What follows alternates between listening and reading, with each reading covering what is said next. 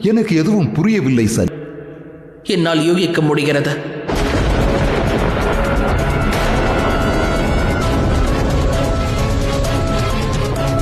இதே போலத்தான் நிகழ்ந்தது.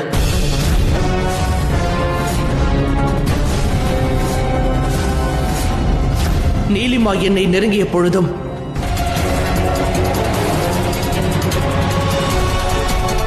ஆனால் சூரிய தேவருக்கு எதிராக என்ன சக்தி உள்ளது? ஏன் அவர் பலவீனப்படுகிறார்? நான் ஒன்றை அறிய வேண்டும். இந்த கிரகணம் ஏன் நடைபெற்றது? ஒரு வானர பால் மீண்டும் செய்வான். கவலை வேண்டாம் சூரிய தேவரே. மகாதேவர் அனைத்தையும் சரி செய்து விட்டார். அவன் குறும்புக்கு ஒரு ஆத்மா ஆவான். அருமை தாயே, இவ்வளவு பதார்த்தங்களா? அனைத்தும் எனக்கா? வேறு எவருக்கு எது வேண்டும் என்றாலும்? தாயே, அனைத்திற்கும் காரணம் நான் அல்ல, அந்த சனிதான். அவன்தான் எனது கவனத்தை திருப்பினான். இல்லை என்றால் அந்த இந்திர தேவரின் வர்ஜராய் தெரியவில்லை. ஆனால் இருந்தாலும் உணவு அருந்தும் பொழுது உரையாடக்கூடாது. அப்படி என்றால் அந்த பாலகன் சிறப்பு வாய்ந்தவன் தான். அப்படி எதுவும் இல்லை தாயே.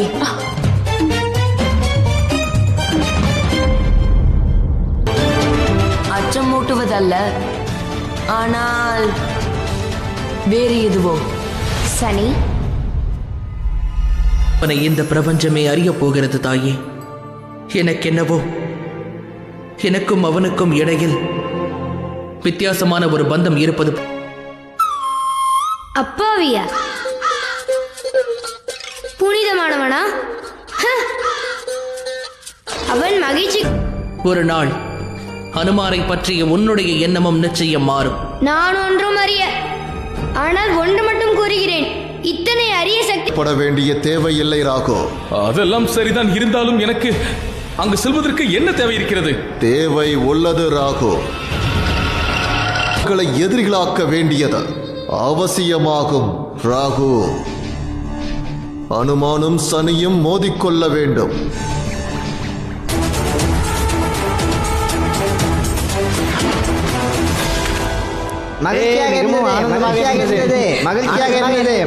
அவனை கட்டுப்படுத்துவது மிக மிக எளிதாகும். இதுதான் அனுமான் மற்றும் சனியை மோத வைப்பதற்கு நமக்கு உதவியாக இருக்கும்.